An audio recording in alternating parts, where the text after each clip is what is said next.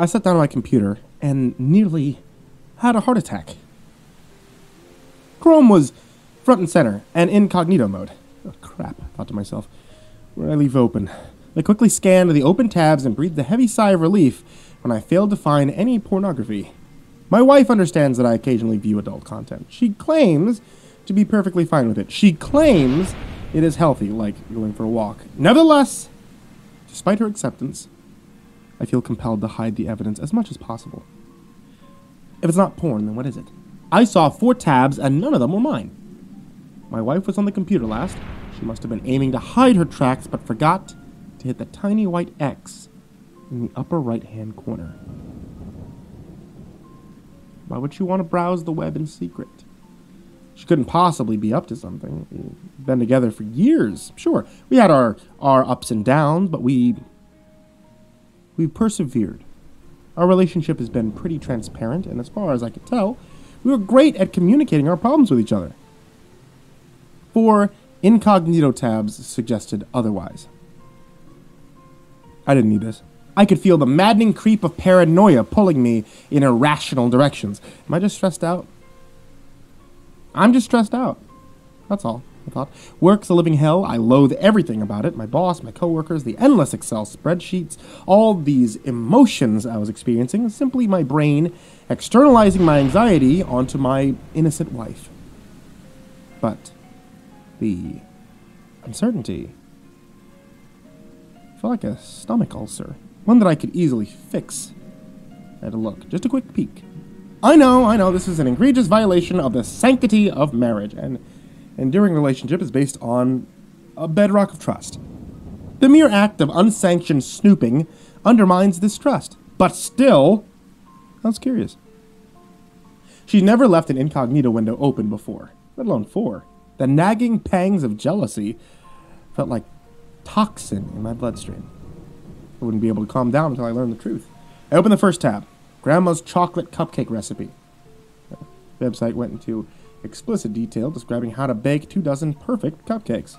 Chocolate, butter, sugar, eggs, flour, baking powder, salt, milk, and vanilla. Not even the barest hint of infidelity. Could feel the anxiety instantly leak away, so that's what she's up to. My birthday's tomorrow. She knows how much I adore baked goods. I actually felt a bit guilty. I should have trusted her. Instead, I ruined a loving birthday surprise. I decided I wouldn't say anything. I'd mock surprise with an Oscar-winning performance. These are amazing, I would say. You know me so well. A wriggling worm at the back of my neck reminded me that there was still 3 more tabs. No. Nope. Not again. I'd already ruined 1 birthday surprise. I'm not going to do it again. Once more, I could feel the onrush of anxiety rising up. My chest tightened. My focus wavered. 1 quick peek would not hurt. I wasn't always like this. My job has me jumping at shadows. My boss constantly berates me in front of my coworkers, and they just join in, laughing, mocking me. I used to be laid back and happy-go-lucky. Now I was overly suspicious, always looking over my shoulder. It's amazing the extent to which a hostile work environment can change your outlook on life. Every night I have to ingest a narcotic cocktail of prescription sleeping pills and vodka just to settle down. I convinced myself that I could not function until I checked the next incognito tab. I was not in the mood to fight it. Besides, I already looked once. The next incognito tab was titled Flavorless Poisons. I froze. In an instant, I was awash with both shock and disbelief. Why the hell was she researching flavorless poisons? I scanned the website. It described in detail various concoctions that could be used to secretly kill. It documented cyanide and arsenic and highly toxic substances made from potatoes, nicotine, and rotten meat. There was an extensive write-up on ricin, an extraordinarily toxic substance derived from castor oil beans. According to the website, the unstoppable death spiral of an exposed victim begins with vomiting and diarrhea.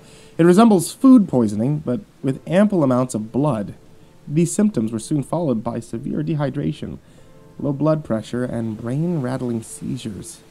In a few days, the liver, spleen, and kidney stopped working, resulting in an excruciatingly painful death.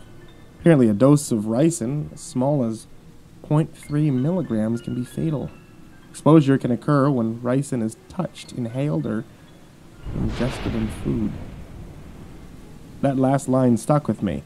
Why would she be looking at recipes and poison at the same time? I didn't take any monumental mental gymnastics to put two and two together.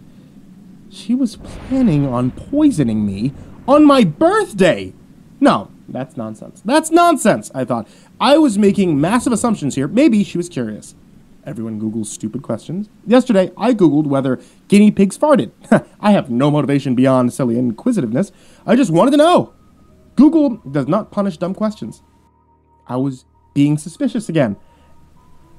Next tab would determine the truth of the matter. The third tab was titled, How to Make Ricin at Home. The page gave detailed step-by-step instructions on how to prepare the poison. There were pictures, diagrams, and a handy video guide. So, this is her plan, I thought.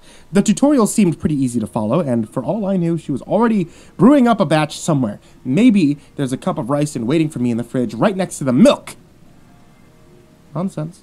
Nonsense. It's not like we had a bucket load of castor oil just sitting around the house. Unless I could prove otherwise, her efforts at poisoning me were exploratory. I had to calm down. I could hear the words of my boss echoing in my head. Why are you always so anxious? Is there something wrong with your brain?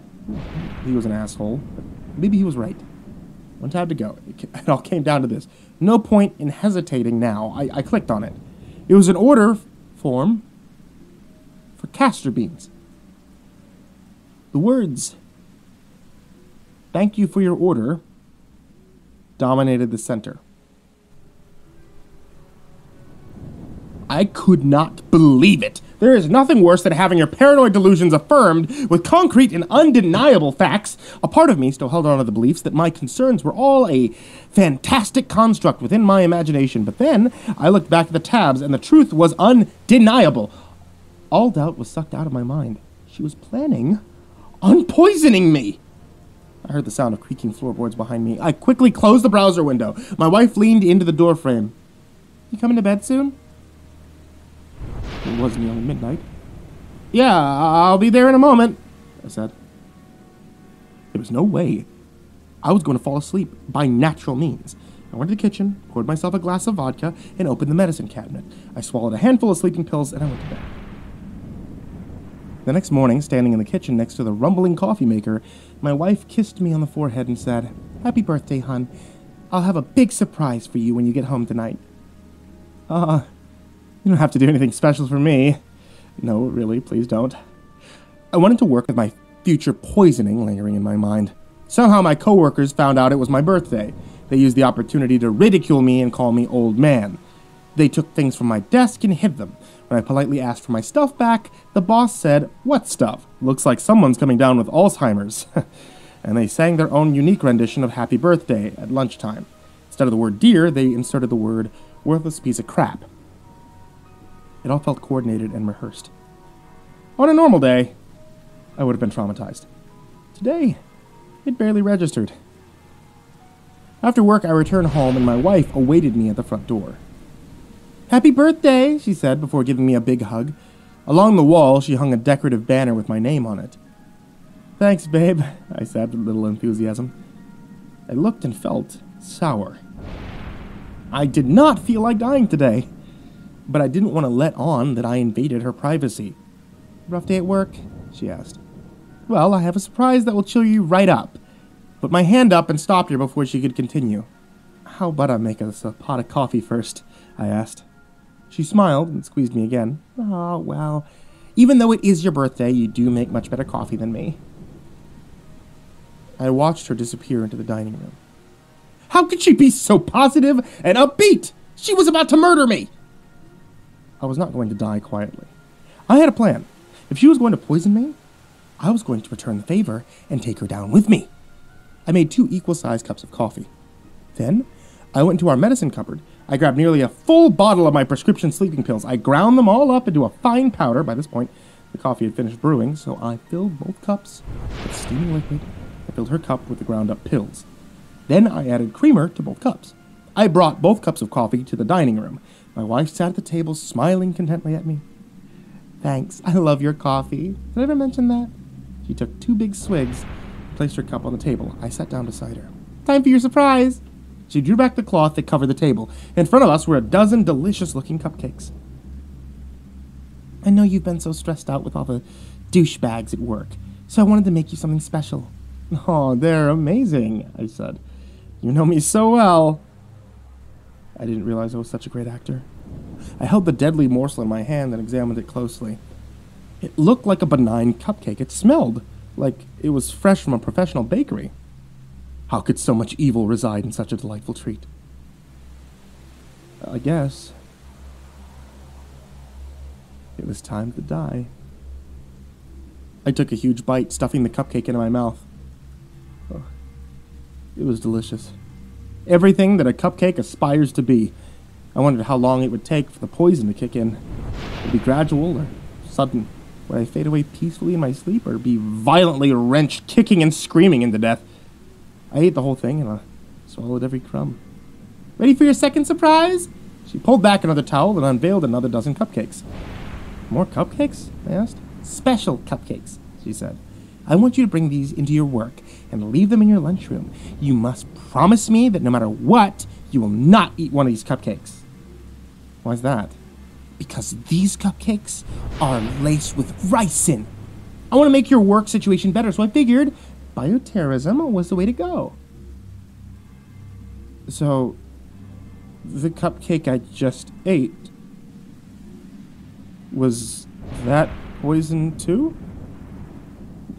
No! Goodness, no! Why would I poison my sweetheart? She said, swallowing the last of her coffee. Thanks, I said. I really appreciate it. I'll bring them in tomorrow and kill them all. What have I done? She gave me a big hug and retreated into the kitchen. I grabbed one of the ricin cupcakes and I shoved it into my mouth. I replaced the gap with one of the non-poison treats. I should have trusted her. I should never have checked her incognito tags, and now I've killed her. At least I wouldn't have to live for very long with the guilt. I felt beyond horrible. Only thing that would help now was a glass of milk.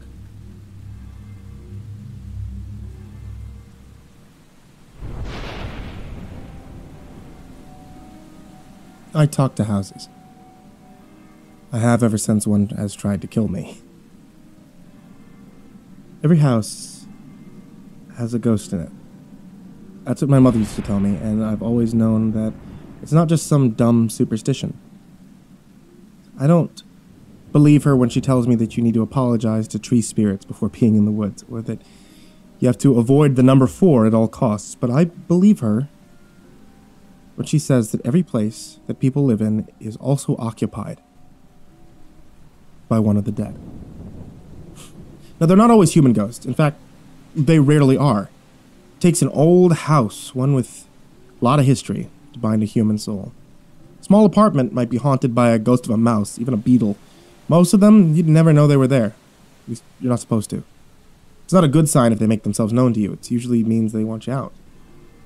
My house is old, lonely, which pretty much guarantees there's a human ghost in it. It's small and creaky in a small mountain town in the south of Taiwan. 3-hour journey away from the closest decent-sized city. It wasn't an exciting place to live, but I was happy here. Never was the sort of boy who wanted to run along and get in trouble. I like to read books alone in my room. Hike the well-known mountain paths. Pretending to be a bold jungle explorer. Now, you'd know it in your gut if the ghost of your house didn't like you.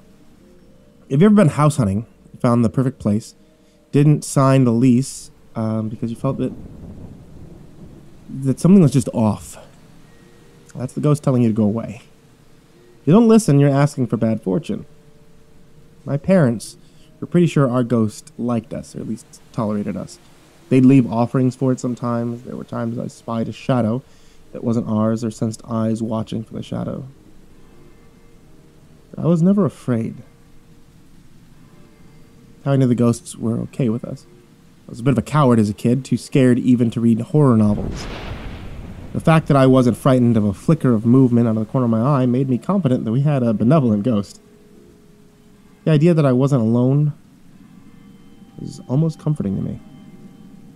On rainy nights when my parents were away, I'd curl up in bed reading and feel a presence in my room. I almost thought of it as a friend. So I felt so betrayed when the ghost tried to murder me. It happened quickly. I was walking with my nose buried in a book when I heard the rush of sudden footsteps and saw a small figure, long dark hair flowing across the face, darting out of the shadows. Then something slammed into me and knocked me down the stairs. At least, tried to. I grabbed the edge of the wall just in time to break my fall. I looked back to see the figure scampering across the floor on all fours. Her movements unnaturally fluid. "Hey!" I said indignantly. In the shock of the moment, my outrage outweighed my fear. That was my ghost! What was that for? She disappeared into the shadows. I didn't tell my parents about it in case they insisted we move. I decided I could handle this on my own. I clearly offended the spirit of my house, and so I had to make things right.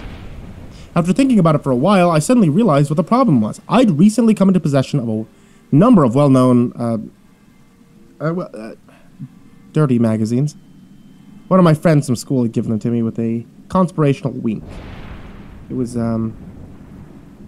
clear now that the ghost was a girl. Obviously, she thought I was a filthy pervert. She didn't like it. I went outside early one morning. I burned them in the yard. Then I turned back to the house and said, "Sorry, I was only curious. I'm not really a pervert. I haven't even kissed a girl before." The wind's howl sounded like a sigh. Then I realized it was a sigh, and that the person who sighed was standing right behind me. I yelped in shock and turned around. The ghost girl looked at me. Out in the sunlight, her hair no longer covered her face. She didn't look dead at all. She was young, my age maybe, a little older. "I didn't want to hurt you," she said. "It wasn't because of anything you did." I was dumbfounded. I had always known she existed, so I wasn't that shocked, but spirits weren't supposed to appear in broad daylight and talk to you. "Oh, I mean, it's good, I suppose, but why? Don't you know that a house spirit can only leave if they find someone to take their place? You love this house. You're already bound to it. If you died here, you become the new ghost that lives here." "And you want to leave?" "Of course! I'm not bound here by happy memories. I was murdered here. I'm bound to this place by suffering." "Oh." I folded my arms. "I'm sorry, but that's not my fault. You've been happy here with us, haven't you? We've always treated you with respect, so I think it's pretty mean of you to decide to kill me all of a sudden." Her expression darkened for a second. Her face distorted into something that was not quite human, and her teeth suddenly looked sharp. My stomach twisted in sudden fear, but my eyes fixed on hers. Then she looked down. "I know, but it's different for you. You'd be happy here. I know you. I've known you all your life. You live in your own imagination. You love to wander the woods, gaze at the lake. You have a peaceful soul. If you took my place, you could stay here forever, and you'd be happy." I opened my mouth to argue, but then I closed it again. She did seem to know me pretty well. There are many moments, quiet moments, in the trees, listening to the wind, where I wished I could just freeze time. "But what happened to you?" I said at last. "I don't know. I guess I'd go where normal dead people go. Maybe they stop existing. I don't know any more than you do. I don't mind not existing." "You don't?" The idea of nothingness, just blank, endless non-existence, was terrifying to me. I'd stay up at night trying to wrap my head around the concept of oblivion. Of course, it was impossible to imagine it, but I couldn't help trying. "No, I wish I'd never been born." We looked at each other in silence. The sun was beginning to set. My parents would be home soon. "How long have you been here?" I asked at last. "I don't know. A long time, I think. I've seen many people born and die here." "You've been here for dozens of lifetimes at least, then." "I'm only 13. I'm not ready to die and become a ghost. I don't want to make my parents unhappy. I want to see the world. I want to live for a long time, work in an office, become important. But when the time comes to die, I promise I'll come back here. You can wait for one more lifetime, but you have to promise not to hurt anyone. She was quiet. Okay, she said. I promise. The wind blew again, and she melted away into the summer air. I never saw her again. But I still talked to her like an old friend, even if I couldn't see her. I knew she was listening. I told her about my first broken heart. Felt a soothing hand touch my hair as I cried on my pillow. I grumbled to her about stupid teachers as I worked on my homework late at night. When I was 18, when I got accepted into my dream university in the United States, I told her I was going across the ocean to study. I heard weeping echoing through the house that night. That was 70 years ago. I lived well. I got my degree. I lived in the States for 10 years before I got a job in Shanghai. I got married, had 2 kids, 5 grandchildren. I've done well enough to leave behind a sizable inheritance.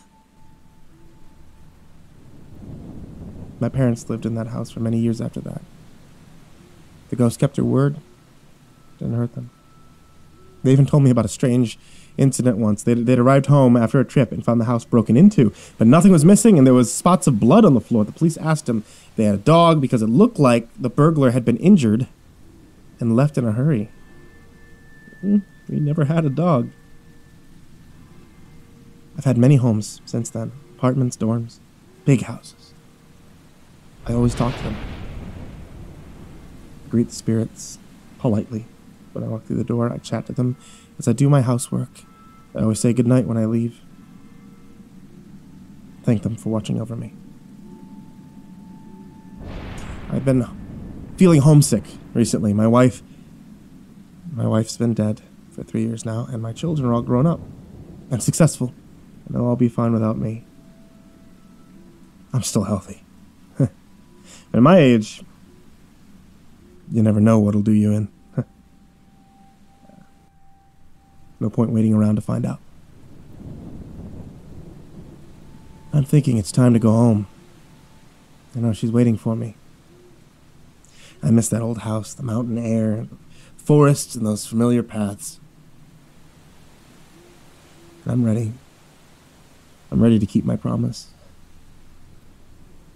I don't ever want to fade away into the dark.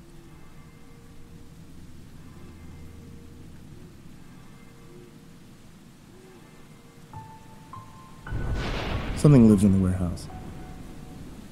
I don't know what it is, but it's probably been there for a long time, long before I started exploring the place, at least. A massive warehouse just outside the city limits of my mid-sized hometown in the middle of nowhere. There's at least 5 stories to the thing, and I've only ever explored the first and second. Big enough that the mazes of shipping containers are all hiding new surprises, nooks, crannies, home to dust, pests, an occasional odd trinket that I'd pocket. Nothing massive. I've looked in a couple of the old crates, too. Stuff stored there was mostly just clothes. The place has been abandoned for long enough that most of it's just rotted away, been eaten away by moths as time goes by. Thing is, the clothes, or whatever else used to be kept there, aren't what really makes the place interesting. I started noticing the pattern of weird noises somewhere around my 5th or 6th trip. Scraping sounds, like someone was moving a box on one of the floors high above me. Something that sounded like footsteps, but far slower than a human's. The rustle of something soft being moved around, something far too close for comfort. The acoustics of the warehouse seemed to conduct sound particularly well, so even though I could tell most of the noises were far away, I could still discern what they were, or what they might have been. As freaky as the sounds were, I was only mildly concerned, and nothing came from them for a while. Nonetheless, I wondered, was it ghosts? Squatters? Looters? Someone else? Eventually I found out that it wasn't just someone else, but something else entirely. It was easily my 15th or 16th trip there. I opened the door and the rusty hinges creaked in protest, but I learned to ignore them at that point. Nobody ever seemed to be worried about the place, so I wasn't concerned about the cops being called or anything. As usual, the hinges didn't seem to scare away whatever was making the noises, because they started up again as soon as I had begun my walk towards the second floor. As my flashlight shone across the stacks of metal and wooden crates that bordered my path, I heard whatever it was moving around on the floors above me. The slow tap, tap, tap of footsteps. The scraping of crates. None of it concerned me. This time, though, I was more curious than anything else. I could keep exploring the warehouse methodically, sure. But the noises... the hell is going on? I was filled with a sudden determination. Screw looking around the rest of the place, I'm gonna go see what's up there. I kept walking towards the stairwell that would take me to the upper floors of the building. Purpose fueling my steps this time instead of just a hobby or vague interest. As I ascended the stairs, I briefly paused on the second floor landing, considering abandoning my investigation and going back to my old pastime. Then I shook my head to myself. I already decided, and the noises aren't going to stop anytime soon. I turned and kept climbing. Might as well. I was having trouble determining where the sound originated from. At first, I stopped on the landing of the fourth floor and listened, tilting my head, trying to decide from the intermittent sounds of moving crates and slow footsteps if they were coming from this floor or the one above me. Okay, they might be from this floor, I thought, but they might be from the fifth floor. I shrugged and I turned to climb the stairs going up. I'll get up there and listen, decide that way. The moment I stepped on the fifth floor landing, I knew that the sounds originated here, not from the fourth floor. The way the warehouse carried sound made everything seem louder than it actually was, so the clattering boxes and even footsteps were clear. I reached for the door to push it open and it froze, suddenly, apprehensive. What if it's dangerous? I thought. Maybe it's a homeless person off their rocker. No, I already committed, I thought, resolved. Not going back now. I slowly pushed the door open and leaned around it, ready to close it in front of me at the first sign of something being wrong as I shined my flashlight around the room. Instead of the cluttered space that I had expected, this floor looked nothing like the others. Where the other floors had boxes stacked all around the place, surrounding the support beams and bordering the paths, all the boxes on this floor had been removed from the center, instead lining the edges of the main room. The only exception to this was a pile of crates stacked in the middle. The rest of the place was clear, water dripping from the ceiling and into the floor next to the crates. The drip, drip, drip. Strangely quiet in comparison to the other noises. What the hell? I murmured aloud to myself as I stepped fully into the room and let the door swing shut behind me. I swept my flashlight around again, scanning the towers of boxes as I approached the one in the center. About 3/4 of the way there, I heard something to my left. I stopped in my tracks, whipping my flashlight around to face the source, and saw something vanish behind a stack of crates, too fast for me to know what it was. I paused, frozen for a moment. Do I investigate the movement? Or the crates? I swallowed nervously. I'm closer to the crate, so I might as well take care of that first. I slowly moved towards them, keeping my flashlight in the place that I'd seen the movement for a few moments more. When nothing else happened, I relaxed a bit and turned to face the center crate. I inspected the one directly in front of me.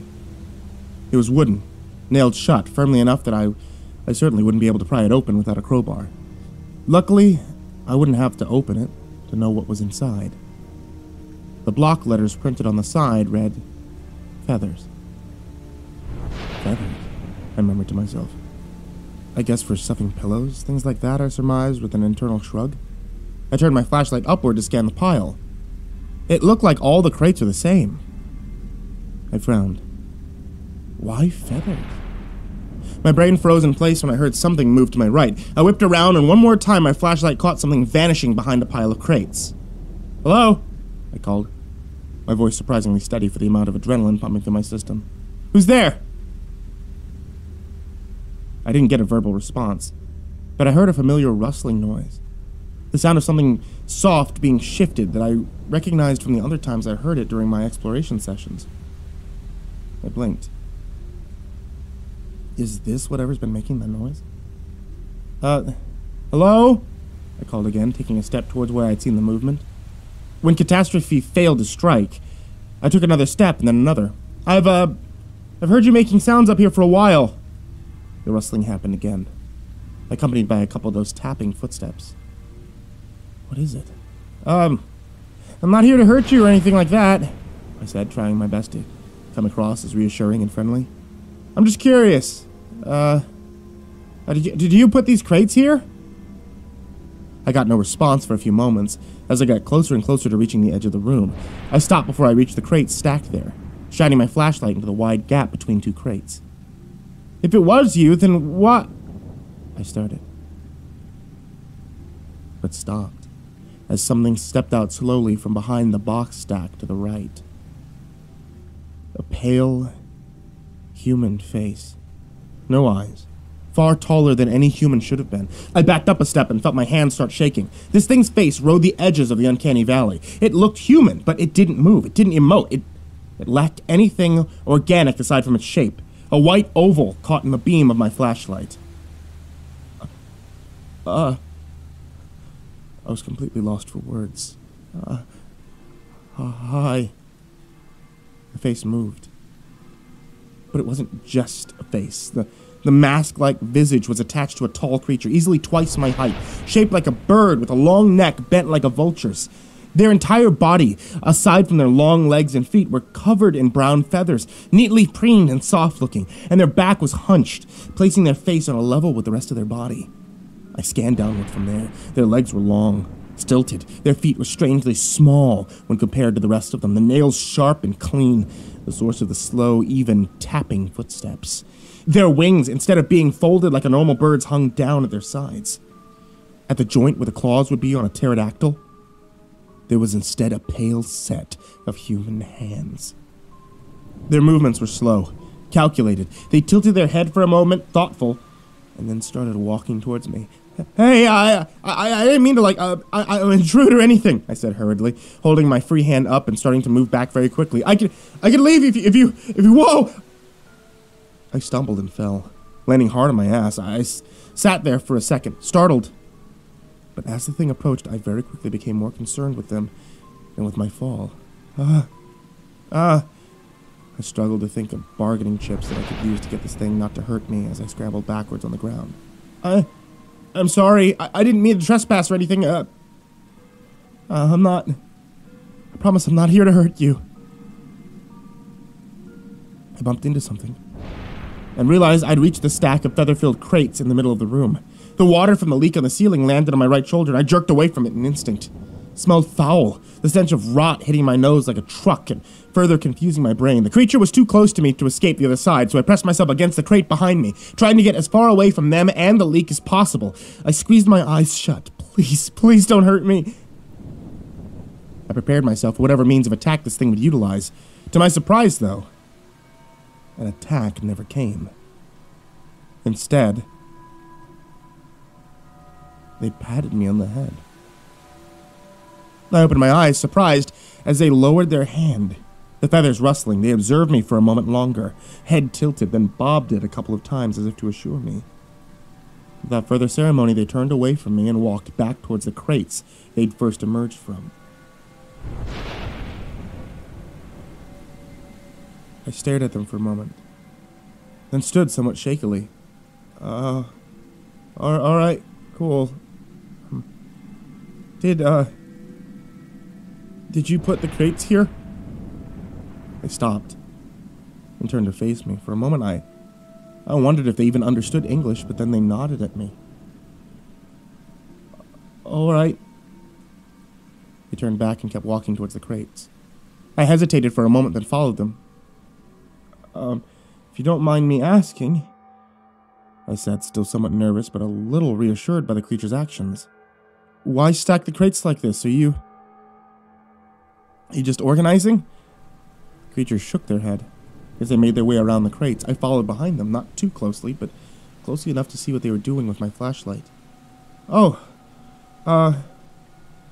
for? If you don't mind me asking, I added, repeating myself just in case. They turned back to me and held up a finger, as if to say, wait a moment. Then they pointed to the flashlight in my hand, then a small stack of crates next to us. I blinked at them. What? Oh, here. I shined my flashlight on the crates, trying my best to illuminate as many as I could. They nodded, seemingly satisfied, then bobbed their head back and forth, scanning the pile. If you're looking for another feather crate, there's one right there, close to the top, I said, somewhat tentatively, pointing to it. They followed where I was pointing and looked up at the crate, then nodded happily at me. I nodded back with a nervous grin. The creature began to climb into the stack, easily scaling it with their long, steady legs, using the crates like stairs. At no point did they lose their balance, no matter how precarious they appeared to be perched on the thin ledge. When they reached the crate of feathers I pointed out, labeled with the same block letters as the others in the center of the room, they placed their hands to either side of it, and I realized how overall frail they looked. Suddenly I wondered if they'd even be able to get the crate down. I'd be careful if I were... I started. But to my surprise, they lifted the box with ease. They climbed down from the crates with the same grace they used to scale it in the first place, then stepped around me and the other crates, making their way back to the center of the room. Again, I followed them, shining my flashlight upon the stack of boxes. I watched as they started to climb, and I suddenly realized that they'd arranged the crates in such a way they acted like a staircase, enabling them to make it up higher up the stack with ease. I watched them silently as they climbed.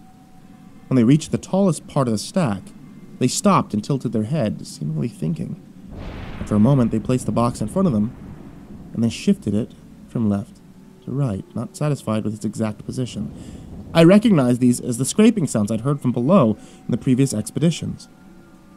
Curious, I glanced down at the crate nearest to me, and nudged it with my foot, or tried to, because it didn't budge. The crates of feathers were apparently very heavy, too heavy for me to move at all with one foot, but not too heavy for the masked creature to carry. You building something? I called up to them. They adjusted the crate a couple more times, then nodded at it, seemingly satisfied, before looking down at me and nodding again in response to my question. What is it? Stairs? They nodded at me again as they walked down their makeshift steps, steady, never wavering or stopping to catch their balance. I frowned a bit. Stairs to what? They reached the bottom and pointed at the ceiling. I raised my eyebrows at them. Isn't this the top floor? They shook their head and pointed again at the ceiling more emphatically. There's another floor. I started to ask, but then stopped as I looked up, bringing my flashlight beam with me to see more easily. There was a hole in the ceiling. It wasn't what was unnerving about it, though. It was what I could see and what I couldn't see. It scared me. The light from my flashlight just seemed to stop when it reached the ceiling, as if refusing to go past the edge of the hole. Beyond that, there was nothing but a silent, oppressive void. Nothing but shadow, darker than the night sky outside. Nothing except a pair of perfectly circular white eyes. I was paralyzed with a sudden dread. My mouth half open where it had stopped when I was speaking. My flashlight beam wavered slightly with my trembling hand. I asked in a shaky whisper. The masked creature simply looked at me and shrugged. They didn't seem afraid at all. Are you building the stairs to get up to that? They shook their head. Are you... I swallowed, my mouth dry. Are you helping it get down? They paused. They nodded. Something lives in the warehouse's attic. And it drooled on me.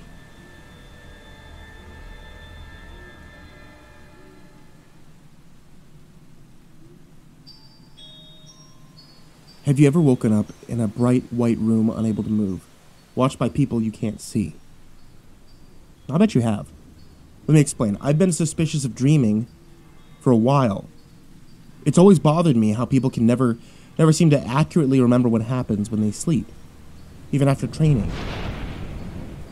Once I was out of school, this interest became something of a obsession. I bought a dream journal. I began writing in it every morning. The results were disappointing. June 18th, dreamless night. June 19th. I think I remember walking around in a meadow. Or was it a park? June 20th. I was inside.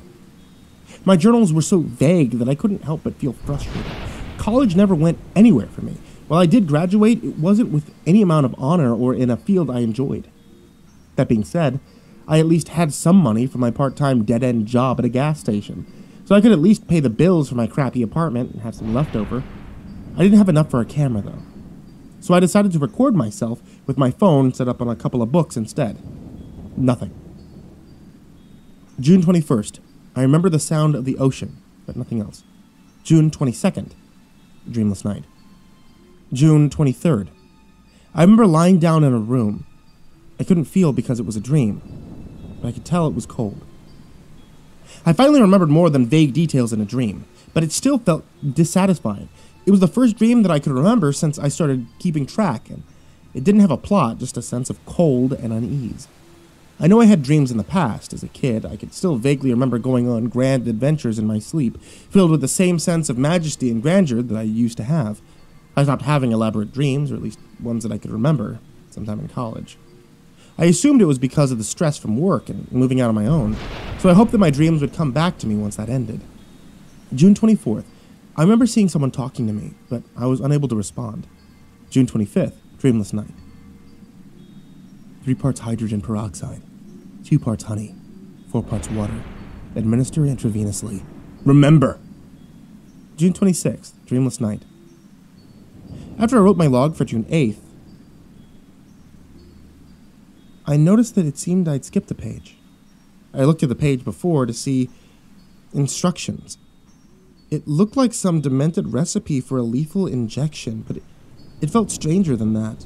First of all, it was definitely in my handwriting, but it was much more frantic than anything I'd written in the journal. The page itself showed signs of being abused and crinkled in places from how hard I must have pressed down the pen. Secondly, the way it ended scared me. Remember. But I didn't know what it was referring to. I didn't remember writing down any of it. I decided to push the incident to the back of my mind. I figured it was just some weird dream that I had in the middle of the night that my mind cleared out before I woke up again. I still couldn't help but feel a little nervous about the note, however. It just didn't seem right. Remember. June 27th. Dreamless night. Remember. June 28th. Dreamless night. Remember. Check desk drawer. Remember. June 29th. Cold. I quit my job on June 11th. I know it sounds crazy, but it was a dead-end job anyway.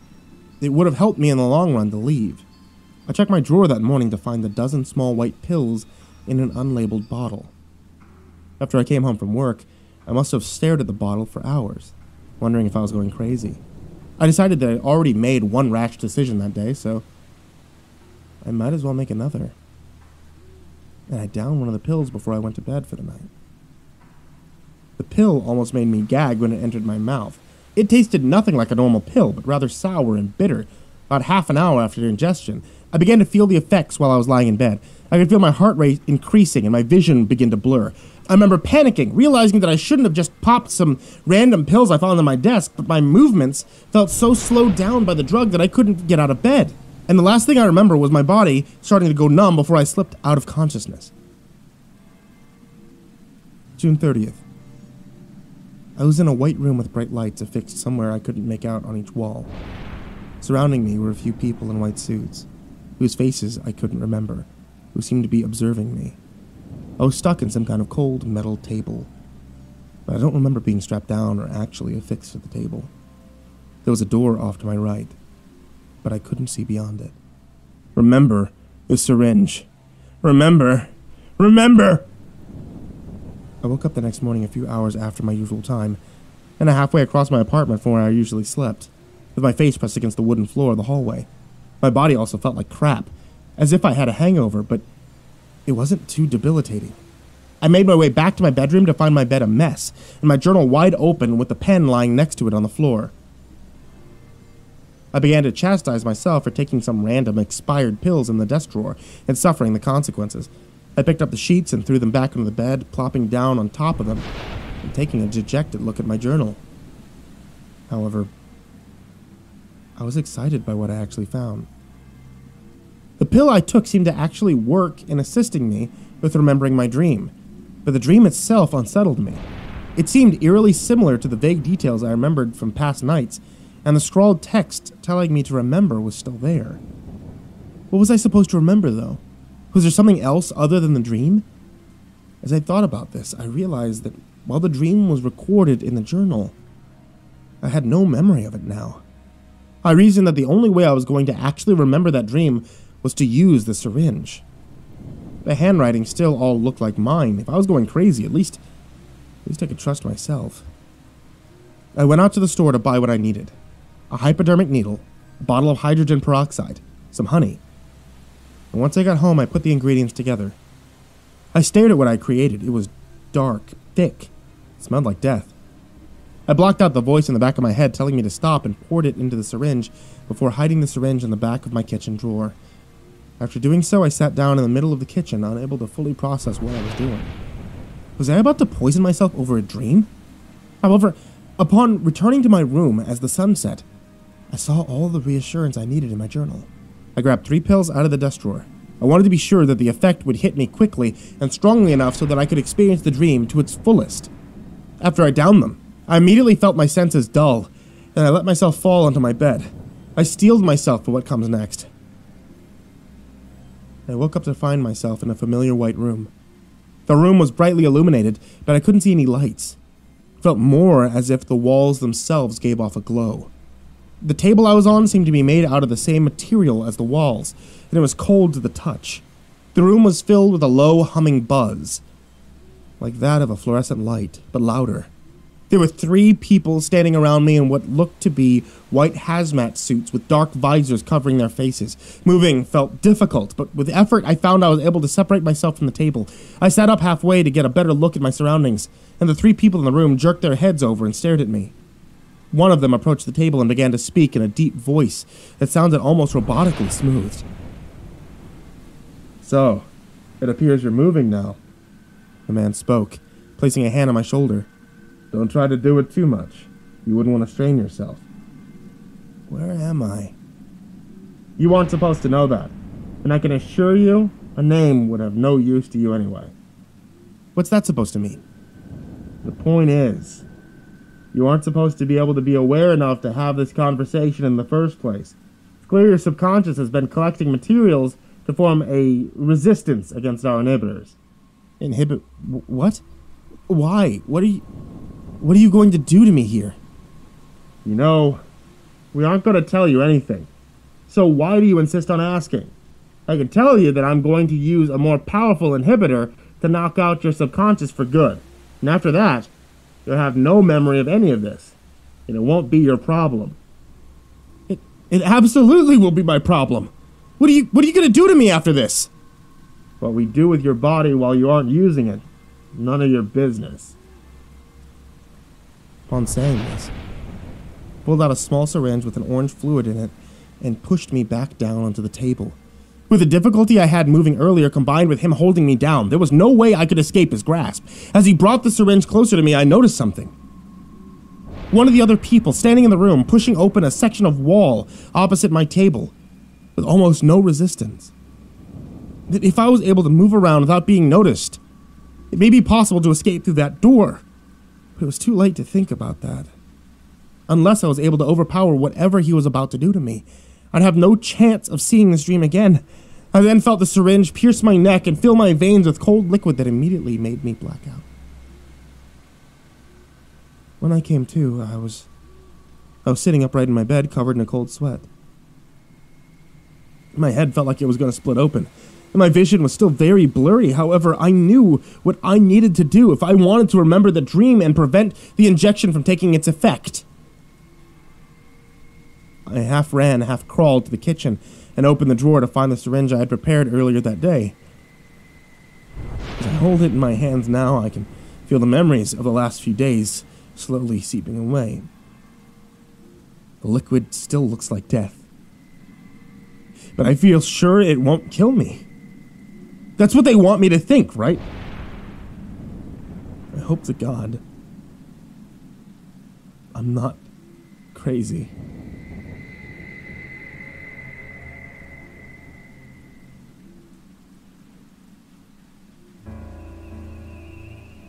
I used to be a reality hacker, and no, it's not what you think.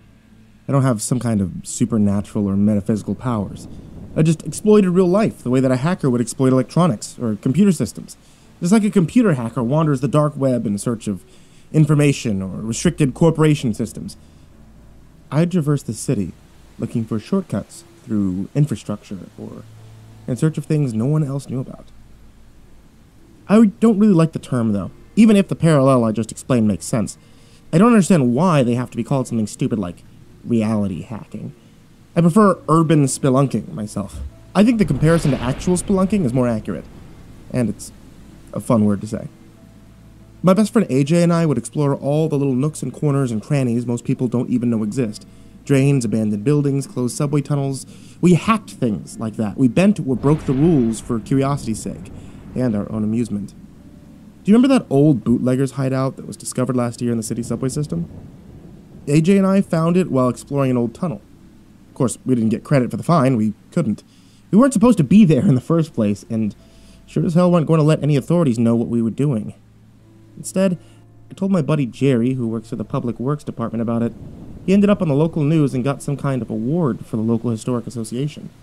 We didn't mind. For us, the thrill was the find.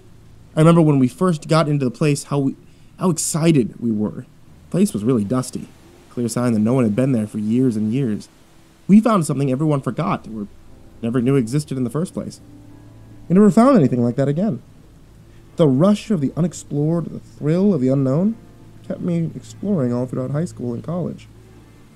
AJ and I spent the summer after our freshman year at the community college exploring the city's storm drains. We had a lot of fun doing it. If you don't mind a little humidity and the occasional bad smell, you could get across town without worrying about traffic or pedestrians. Sure, we could always drive like regular people. We both had cars, but traffic can get pretty bad in our city. A good shortcut could come in handy sometimes. One day in the middle of August, we went to a park across town for a pickup game of football. It was late in the afternoon and traffic was bumper to bumper, so we took a shortcut through one of the drains on our way home. We made good time and cut a few blocks out of our trip. To tell the truth, we were a little smug about our subterranean shortcut. I mean, who else could get across town as quick as we could without awkward hops over fences and through backyards? Most drains are either simple tubes that force you to hunch over as you walk, or they're larger corridors like tunnels with raised ledges for walking. The one we took was a tube, and normally I don't enjoy those, but this one was not very long, so I put up with it. The last rain was weeks ago, and the drain was pretty dry, making an easy go for it. Our footsteps and banter echoed down the circular tunnel, and the cool underground air felt refreshing after the heat. Our route was more or less a straight line that cut through the large hill. It connected the main drain system at a single point near the entrance by the park, where we played football. So imagine my surprise when we ran across a fork in the drain that we could have sworn wasn't there last time. We stood there looking at it for a long time. Finally, AJ spoke. I didn't know this was here. Me neither, I said. How could we have missed this last time?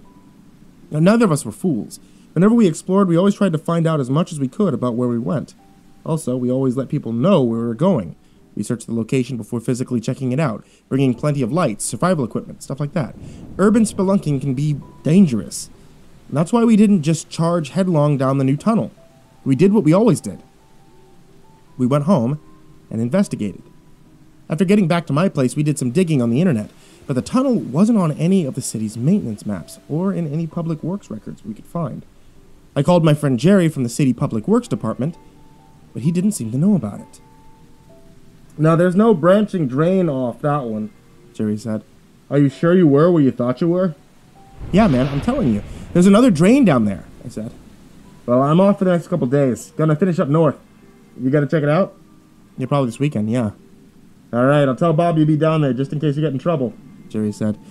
And after a few pleasantries, we hung up. Try as we might, neither AJ nor I could find anything out about this tunnel, but we did figure out a few things. First, we were pretty sure it wasn't in use. The city had an older drain system that no longer was in use, and we figured this new one was part of it. We ventured a little way down the new route when we first found it, just to see if it was a tunnel or a room of some kind.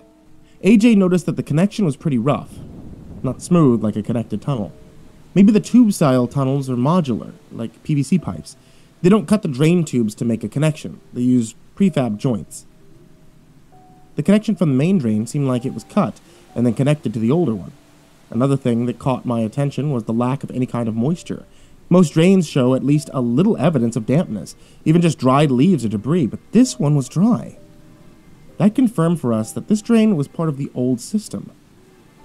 We decided to explore it. Before we ventured down the tunnel, we took all our usual precautions, and a few more.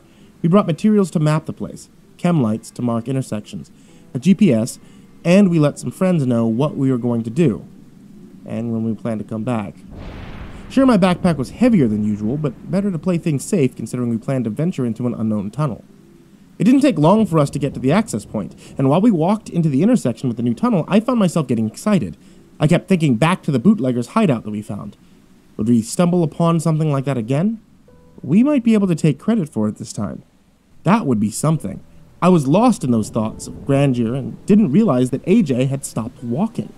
I bumped into him and he swore. "Dude, really?" he asked in feigned outrage. "Sorry, man," I said, shrugging. "Be a little more careful when we're going in," AJ said, pointing down the new tunnel. I was apparently so lost in thought that I didn't realize we had arrived. We stopped to check our gear and then made our way in. AJ went first, and I followed. When we started walking, we kept count of the number of steps we took. We knew from experience how many feet 100 paces would take us, what orienteering enthusiasts called a pace count. That helped us construct a fairly accurate map. We knew where the new tunnel branched off of from the old one, how many steps it took us to walk a certain section, and in which cardinal direction each turn led. We could even do this walking hunched over in a cramped space like this one, so even after a few twists and turns, we were still pretty confident of our location despite having walked about an hour. We decided to take a break and check our position, even though we felt pretty sure about our navigation skills.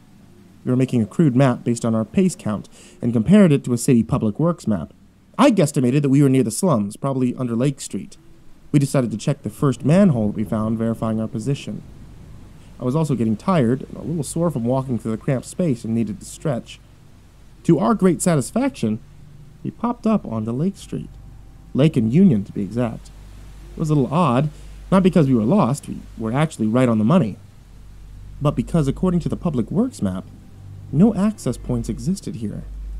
Still, we didn't question that, even if it did seem odd at the time. We were more surprised at what was on the street than a manhole that someone neglected mapping. Lake Street used to be nice a couple decades ago. Big houses lined either side, mostly run down and abandoned. These houses were close to a century old and dated back to the early days of the city, but gradually fell out of style as the years went on. Even in its dilapidated state, the neighborhood was still impressive. Most of the houses were at least 3 stories tall and an old Victorian style. I would have felt nostalgic for simpler times if the whole thing wasn't so unexpected. I remember the house right in front of the manhole from which we exited was particularly impressive. I knew that some big houses still stood on the street, but this one was enormous. It was a 4-story monstrosity of an old-fashioned mansion. Most of the windows were boarded up, the yard was overgrown, but it was clearly a nice place once upon a time. The sun was getting low, and the late afternoon shadow obscured many of the house's details, but that also helped hide the blemishes of decay. "Dude," AJ said after a few moments, "I had no idea this was here." "Yeah, me neither," I replied. "Oh, we knew all the big old houses around here." Well, apparently not." AJ turned towards me. "You want to check it out?" "What, now?" I asked incredulously. "We don't even know if it's structurally sound." AJ gave me a look which people reserve only for valley girls, old ladies at church, and lame practical jokers. "I don't want to go inside, dumbass. Let's walk around outside and see if there's anything interesting." "Okay," I answered slowly. Walking around the outside couldn't hurt, I guess. I just wasn't sure why AJ wanted to leave the unexplored tunnel behind. As if reading my mind, he spoke again. "We spent most of summer underground, man. Let's enjoy some fresh air. We won't go inside, just walk the grounds. See if we could find anything out about it that way. You can always pick up the drains tomorrow."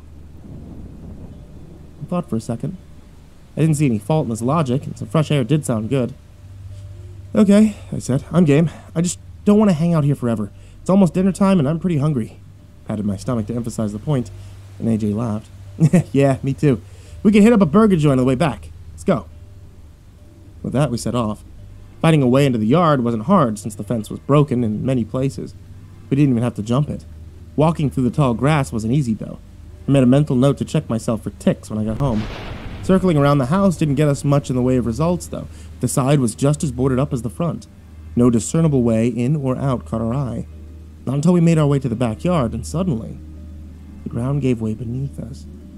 One moment we were walking through the tall grass, and the next, our world dissolved into a torrent of dirt, broken wood, and gravity. Before we knew it, we found ourselves in some sort of cellar. We lay there in a daze for a minute, shocked by what happened. AJ groaned and sat up. I coughed and sputtered a bit. Apparently I got a mouthful of dirt on the way down. Guess I was too surprised to notice. "The hell?" AJ asked. "You okay?" I said, sitting up myself. "Yeah, I think so." AJ stood up and brushed himself off. "Nothing's broken." I looked up, saw the hole in which we fell through. It's pretty high above us, too high to reach. Broken plywood framed the edges of the hole. It's probably fairly rotten and gave way as soon as we put pressure on it. "AJ, that's a long way up, man. I don't think we're gonna get back out that way." AJ swore. Yeah, I think you're right." I looked around, but I couldn't see much in the limited light of the ceiling. I took off my backpack, dug inside for a few seconds, and pulled out my flashlight. I turned it on and shined it around the room. It seemed to be a cellar typical for a house as old as this one, albeit deeper than usual. I saw a door at one end. AJ saw it too. "Only one way out, huh?" he said. I nodded and got up. We checked our gear, grabbed an extra light, and walked over to the door. It didn't seem like it was locked when I tested the knob, but an inexplicable feeling of dread came over me when I touched it. My skin prickled goose flesh, which caused me to shudder and jerk back my hand. The door opened. We both jumped at it. I was pretty sure that I hadn't turned the knob or even got my whole hand around it, but it opened anyway. We didn't lose our heads despite the surprise of the sudden open, for AJ and I moved to opposite sides of the door so that whoever had opened the door couldn't see us. "Hello?" I called after a few minutes. "Is anyone there?" Nothing but silence answered me. I looked at AJ and he shrugged. I frowned, but I didn't say anything. We moved in front of the door and shined our flashlights in. It looked like the perfect man cave from the late 80s. The pool table sat immediately in front of us, and on the opposite wall was a large screen TV that would have been top of the line sometime around 1985. Posters of action movies like Die Hard, Terminator, and Predator bedecked the wood panel walls, along with some pro sports players like Larry Bird or Wayne Gretzky, an old swimsuit issue of Farrah Fawcett and Kathy Ireland. A couple cases of sports memorabilia stood against the left wall. It dispersed with the images of late 20th century testosterone, and a bar was on the right side of the room. Dust covered everything, except the carpet. Dim light filtered through gaps in the boards covering the windows. We fanned out. AJ went to look at the display case, and I examined the pool table. Near the pool table was an autographed poster of the NFL player William Perry. I remember the poster from when I was a kid because my older brother had one on his wall.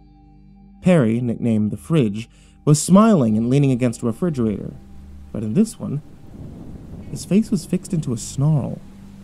His eyes seemed to be looking directly into mine, and I had the distinct impression that expression of hate was for me. I blinked, and the Fridge was back to the smiling football player that I remembered, and not the hate-twisted visage I could have sworn was glaring at me a moment ago. I glanced over to AJ to see if he saw what I did. He was crouching in front of a case of sports memorabilia. I gave the poster one more glance, and made my way over to AJ. As I walked to the case, AJ straightened up and said out loud, "Dude, what the hell?" He turned to look at me and pointed at the bottom shelf. I bent over to see what he was talking about. Right in the middle of the bottom shelf sat the strangest figure I had ever seen. There was two people laying on the ground with their stomachs ripped open and their entrails strewn about them. The really weird part is, they looked exactly like us. "What?" I said. "Yeah, man. This is really weird. How the hell did these get here? This makes no sense, dude. We need to get out of here. Now. Yeah. Let's go." We moved with more than a little urgency to the door through which we came in, but out of shock it seemed to be locked again. Another door sat on the far side of the basement, and we made a beeline for it. AJ wrenched it open. We could see stairs leading up to darkness. AJ started up the stairs, and I started to follow. Before I could even climb one step, I felt something touch my hair. The touch was so light that I could have imagined it. In fact, I thought I did until I felt breathing on my neck and heard faintly whispered words that I couldn't quite make out. I don't remember exactly what happened next, but I found myself at the top of the stairs. I must have sprinted up to the next floor so quickly that I didn't realize it. I could hear footsteps following me, and I thought I heard AJ call out, "Hey, man!" I wrenched the door open and it stopped dead. I was back in the basement, standing just inside the door we came through when we first entered the room. The only difference was that no light was coming through the windows now. The only illumination came from my flashlight. A sudden noise made me jump and drop my flashlight. The door behind me slammed shut. The flashlight rolled away from me, towards the center of the room, throwing crazily spinning shadows all over the room. I moved forward to retrieve it, but a sudden motion made me freeze. Something was moving around us at the light. Scuffling sounds came from the other side of the pool table. I peered at the table, trying to make out the shape in the limited lighting. It was already on the edge, and my fight or flight instinct was starting to kick into gear. And then, something grabbed my leg. I didn't want to see what it was. I just bolted. No flashlight, no plan. Just get the hell out. I reached the stairs and took them two at a time. I crashed through the door and found myself, thankfully, in another room. I looked around and saw that I was in some sort of space between the kitchen and the living room. The kitchen was on my left, the living room was on my right. A large sliding door was on the far wall in front of me, and a little bit of the evening light leaked through from where the boards that covered it didn't sit flush. Everything was covered in the same dust as the basement. Something was wrong, though. I couldn't put my finger on it, and then it suddenly dawned on me. I could hear whispering. I didn't notice at first because my heart was racing and I was breathing heavy, but now that I started to catch my breath, I could hear it. Faint whispers, like the ones I heard at the bottom of the stairs, seemed to be coming from the living room. I was already on edge, almost panicking, and that set me over. I blindly rushed in the other direction and saw AJ just ahead of me. He looked like he was leaving the kitchen through an archway on the other side of the room. I started following him and then jumped when I suddenly heard footsteps pounding up the stairs. I leapt through the archway and came into some sort of living room or sitting room. Dodging indistinct blobs in the dark, I tried to keep up with the dim shape of AJ ahead of me. This room was darker than the kitchen. I had to slow down to avoid crashing into something in the dark, even though the sound of footsteps behind me was growing louder. Even if it was a squatter or some crazy old resident who never left the place, every instinct I had told me that I did not want to meet whatever was behind me in this house. Illumination from the streetlights suddenly filled the room. AJ had managed to wrench open an exterior door, and the light illuminated the room enough for me to see my way. He stood silhouetted against the bright frame of the door for a second, and then disappeared outside. I sprinted for the door and did not stop until I was outside. I dashed across the large porch to the steps and into the yard. AJ stood there, bent over and breathing heavy. "Holy hell, man," I said, panting. "That was close." "Yeah," he answered, his voice strangely flat. "Close." I was about to ask him if he was okay when a voice came from behind me and cut me off. "Dude, what the hell? You didn't wait for me?" I knew that voice. It was AJ's, but AJ stood in front of me, gasping for air. After a mad dash out of the house, in which we accidentally fell, how could he be behind me? I turned to look, afraid of what I might see. My stomach sank, and a cold feeling of dread settled over me as I saw what was behind me. It was AJ. He was walking down the steps with a concerned look on his face. "Dude," the second AJ said. "Who's that?" The first AJ stood up. They both looked at each other, a curious expression on their faces, one that quickly changed into horror. I looked at both of them, then back at the house. It stood silent and dark in the night, as though no one had even bothered it. No one spoke. Shit.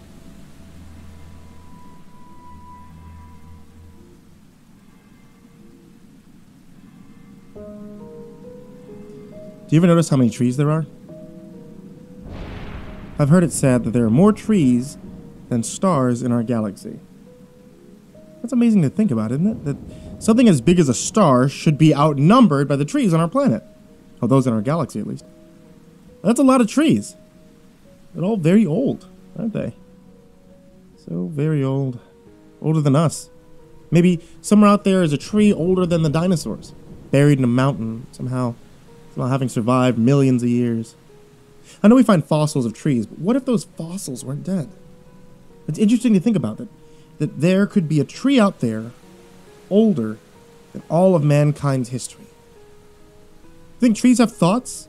After all, trees are alive, and every living thing has some kind of mind and intelligence driving it, and if so, what do they think of us?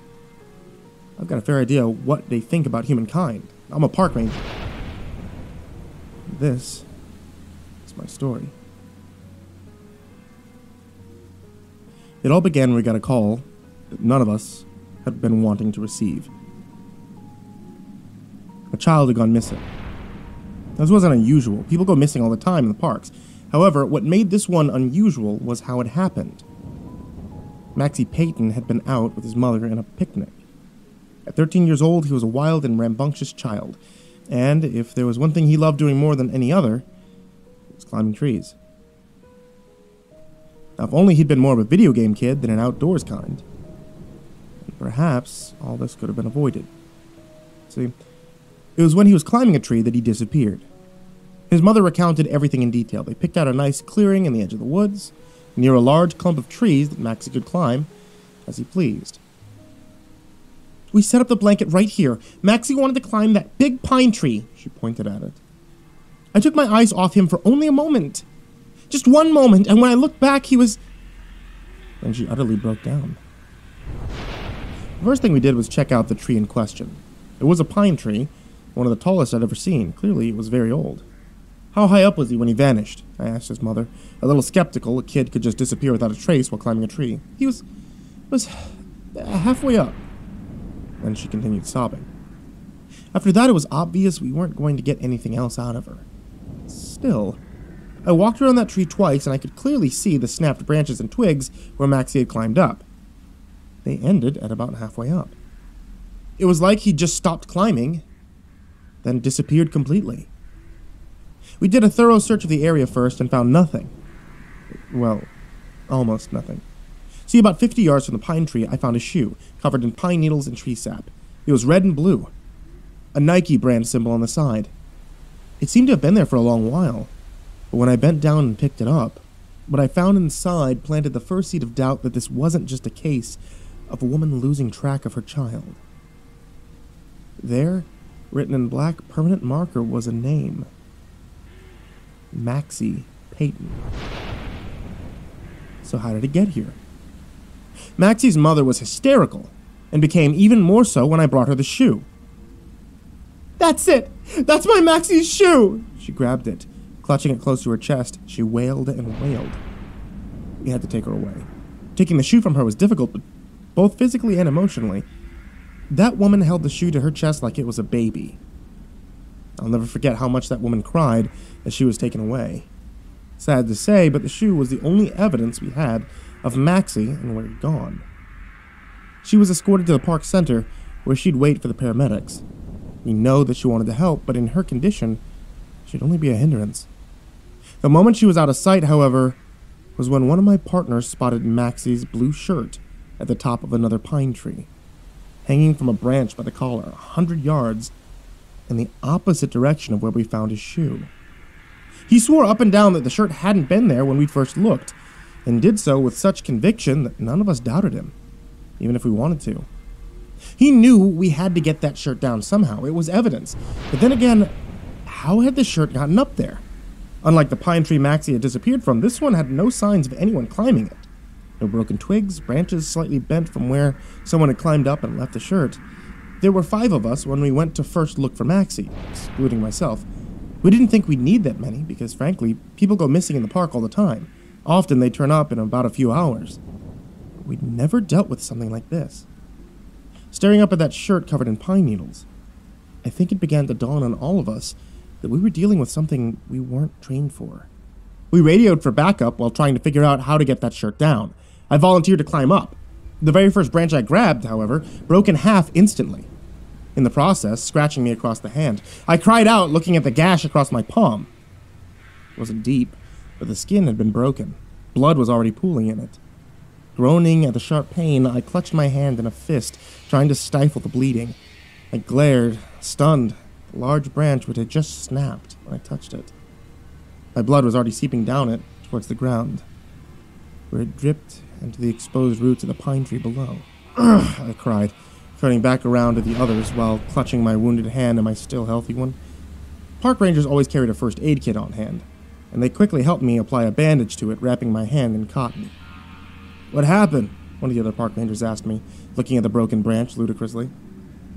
"It just broke," I snapped back despite myself. My agitation at having been cut by the tree branch when it broke was severe, but then something else dawned on me. How had that tree branch cut me? It broke in the grasp of my hand and shouldn't have been able to move in such a way as to leave a mark this painful. Inadvertently, a shiver went down my spine. I became acutely aware of how many trees were around us. Was I mistaken, or had their number increased since I'd last checked? I had to be mistaken. "Let's just split up and find Maxie," another park ranger said. I was thankful, given it meant I didn't have to focus on trees anymore. "What about this shirt?" another one said, indicating the garment at the top of the tree. "We'll come back for it," the first one said dismissively. You know, it's strange. For the life of me, I can't remember their names. See, I was still new at the time, a rookie, really. I barely knew what I was doing. I never saw any of the other park rangers involved in the search for Maxie Payton again. Most of them retired or transferred to a different park, but sometimes I do wonder if we all came back from the search. We split up into 3 pairs, moving in a perimeter from Maxie's last known location, the pine tree. I was paired up with a man whose name escapes me, and I just know he's Hispanic, and that's all I can really remember about him. We were sent north in case Maxie, or whatever was left of him, had somehow gotten there. The others went east and west. If we found anything, we had to radio it in and then come back. If we found a body, we had to leave it undisturbed. That was obvious, of course, but I really hoped we wouldn't find anything, because what we'd found so far just didn't sit right with me. How did his shoe get 50 yards from his last known location? As I thought back to the moment when I had found that shoe, I began playing it over and over in my head. Something was nagging me about it. "Hey, pal," said my partner. "What?" I replied. "You ever climbed trees as a kid?" I nodded. My face was beaming as I thought back to those happy days. When my partner grimaced, however, I blinked, confused. "What's wrong?" Shaking his head, my partner muttered something in Spanish under his breath before he answered. "I did too. A few times, but..." He stopped walking and turned to face me. "One time, I was climbing a tree. Something happened." "What?" I asked, curious if this had anything to do with our current situation. "I was back in Mexico, before my family immigrated to the States. There was a tree in my abuela's backyard. I climbed it every time I went over. One time, when I climbed to the very top, I was looking out over the entire land around my abuela's house. I felt like I was king of the world. And I saw it." "Saw what?" My partner didn't answer. He opened his mouth, paused, then slowly closed it, shaking his head. "You wouldn't believe me." "Try me," I replied. He sighed then, opening his mouth to say something. When his eyes widened so large, he looked like a fish. He was looking at something behind me. Furrowing my brow, I began to turn around when he grabbed my arm in a vice-like grip. "Don't," he hissed. "Don't look." I couldn't help myself. I wish I had taken his advice when my eyes found the blue shirt of a boy hanging from the bottom branches of a tree with a broken branch, probably about 100 meters away. Blood was dripping from it onto the roots below. My heart began beating in my chest so fast I thought that it would burst. "That's impossible," I muttered, and blinked. What I saw the moment my eyes opened will haunt me forever. The tree had come closer. My partner began cursing, letting go of my arm and stumbling back. He crossed himself, saying silent prayers. "We have to go," he said with a shaking breath. "Now!" I didn't argue. Instead, I began to run. I began running, my partner right next to me the whole time. I didn't dare look back once, and neither did he. All thoughts of finding Maxie were gone. For all intents and purposes, he might as well not have existed. At that moment, all that mattered was getting away from that tree. Exhaustion caught up with us eventually, though, and we stopped, panting as we tried to catch our breaths. "Did that just happen?" I said through painful gasps of air. "Did that actually just happen?" "I don't know," said my partner. "Did you see it move?" I asked him. "No, but I saw the others moving." "What?"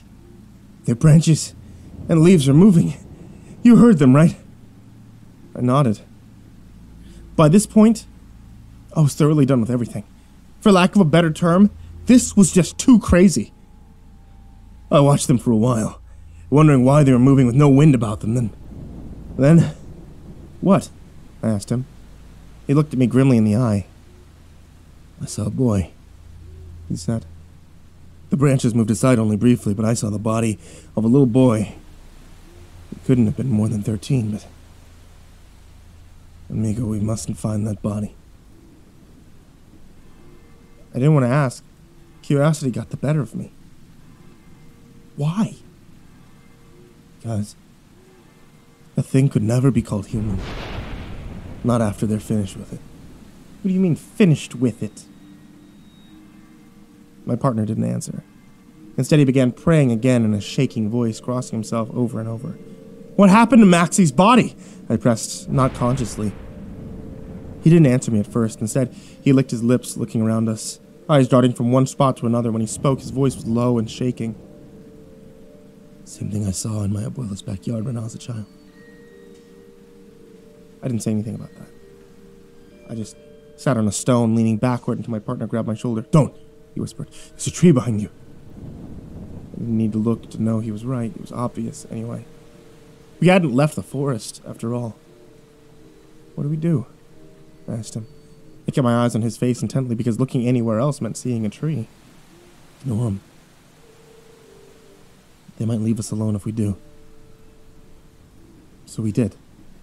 We just sat on the ground, facing each other, catching our breath. I could hear the singing of birds, the gentle flow of a stream nearby, but the only thing I could pay attention to was the sounds the trees made. The soft creaking of wood, the swaying of leaves and branches on this windless day, the trees brushing against each other. Neither of us said anything, just looking at the ground to avoid the awkwardness of staring at each other's faces for who knows how long. The silence between us was marked by a tense patience. Something was going to happen. We could feel it. Even after running from that thing for God knows how long, I didn't believe we'd escaped it. It was still out there, waiting. Just like us. I've heard stories about how some hunters track their prey. They shot it first, critically wounding it, then follow the blood trail it leaves behind, waiting for it to collapse from exhaustion. Why bother letting it put up a struggle when you could just wait it out? I remember those stories when I looked at my hand. The cotton around my palm was soaked in crimson red. Why is this happening? I asked my companion. He said nothing, he just stared at the ground. Never heard of this before, I continued, my voice dull and tired. I heard stories of Bigfoot and Mothman and freaking dogmen in Michigan. Some people say they've seen aliens, other goblins, fairies. They always say they see them in the woods, peeking around a corner, watching them hiding behind something like a rock or I couldn't say it, because they were still all around us, listening. I've never heard of anyone being hunted by a tree. I said that. I don't know why I did. I guess I accepted the reality of what was happening. That it would make it easier. But it didn't. Because when my partner looked up at me suddenly, I could see it in his eyes. He was disappointed in me. I was talking in the presence of other trees. I didn't care. This was just too weird. Any rational part of my brain was long since dead, unable to deal with how bizarre this was. I wondered if my partner was going through the same thing. Then again, he claimed to have experienced this thing before. Are we sure they're trees? He said slowly, like he was talking to a child. What? I answered, and eyes narrowed. My father once told me a story. It was about a demon possessing a woman he knew as a child. He said she was stark raving mad, biting people, scratching her face. When he finished, I couldn't help but wonder if demons only possessed people. Are you saying a demon has possessed a tree and is hunting us? Maybe, he answered. Who knows? I mean, how do we even know if that thing was a tree? It looked like one to me, I replied, trying not to peek over my shoulder to see if it was behind me. Trees don't move that fast. They don't carry around pieces of clothing. They don't chase people. You said you saw them with a boy's body, I pointed out. My partner swallowed, crossing himself. I did. I wish I hadn't, but I did. And let me tell you, amigo, trees aren't capable of doing what was happening to that boy. I didn't say anything. The sun broke through the leaf canopy above us, and I squinted from the glare. So did my partner. Part of me thought that he'd made a compelling case, but another felt like there was something we were missing. Missing. That was it. When a tree falls, I said, and no one's around to hear it, what sound does it make? My partner furrowed his brow, confused. How do we know trees don't chase people down? How do we know they can't move in the blink of an eye or take a young boy without anyone noticing and carrying away his body? What are you saying, that trees are capable of doing that? Maybe they are, I replied. Maybe we aren't the first to have seen them either. You think there might be others? When you were a kid, you saw something in your grandma's backyard, right? Something involving trees. Through the sun's glare, I could see his face going pale. Maybe you were one of the lucky few to live and tell the tale. What? He said, mouth hanging open. When a person goes missing in the savannah, some people believe they were killed by the local wildlife, and nobody doubts it. Africa is full of dangerous beasts. I let that sink in.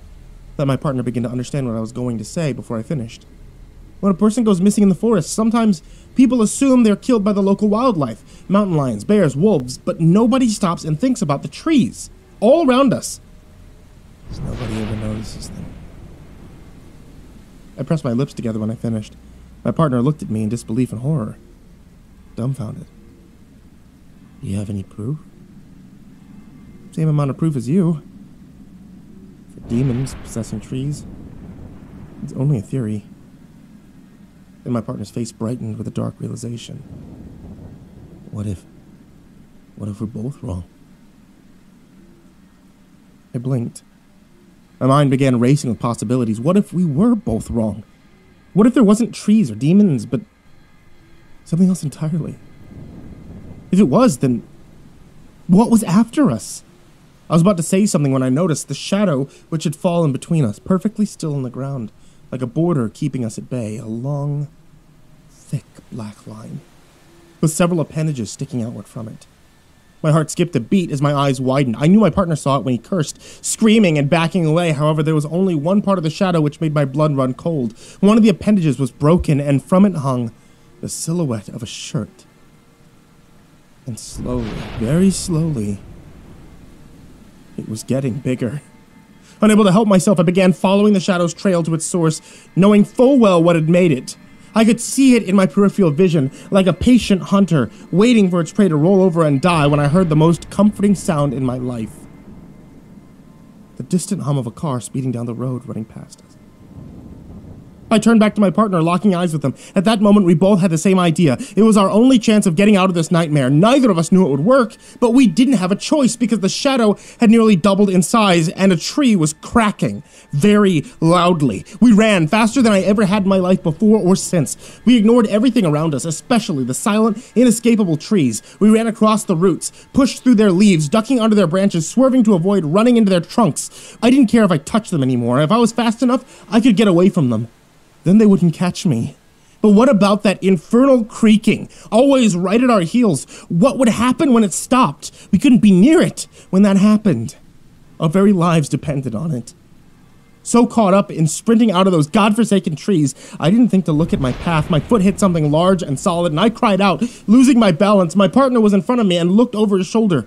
Bewildered, he stopped and he reached out his arms. I grabbed one of them and planted my foot back on the ground, pushing myself forward. Both of us kept running. We didn't need to check on what I had tripped on. It was bound to happen at some point. We'd been running over them for ages.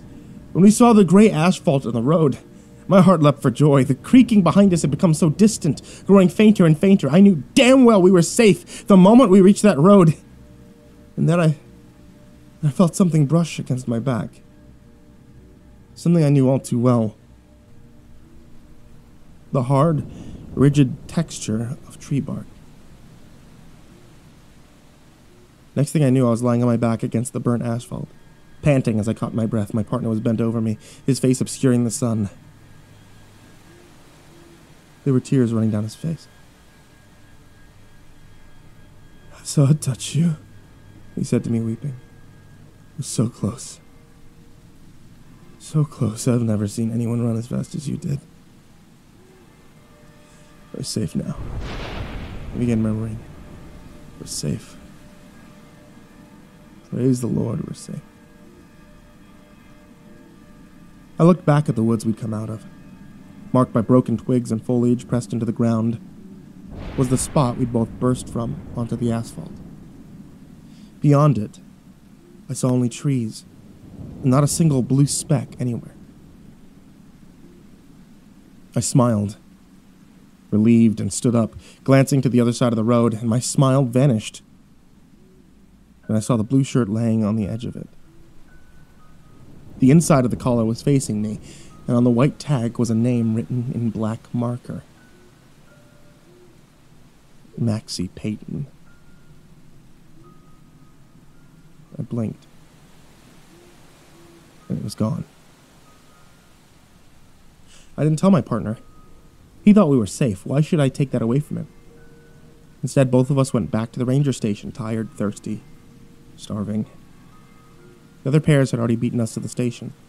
When we arrived, they had been trying to work on the radio, but stopped when they saw us come in. Nothing happened to them. They didn't find anything either. They didn't ask where we had been for the last 3 hours. They knew better than to do that. Nobody ever tried the days that followed either. We didn't tell anyone about what happened. Some things are better left forgotten. A couple weeks later, my partner resigned, cited intense emotional trauma as his reason. I did the same thing 3 months later. I didn't keep in contact with him. He didn't try to. Instead, I moved to the city, surrounded by buildings and cars. In a modern world, I avoided the parks, botanical gardens, anywhere a single tree is. Stayed away from it. Always believed it was the only way to keep myself safe. I do enjoy going to a park. My apartment overlooks. There's no trees there, only grass and bushes. That is until I'm not sure what to do anymore. Because I had a dream last night. There was a pine tree in my apartment. One of the lower branches was broken. I thought it was just a symptom of my trauma. And then I saw that tree in the park. And it's getting closer.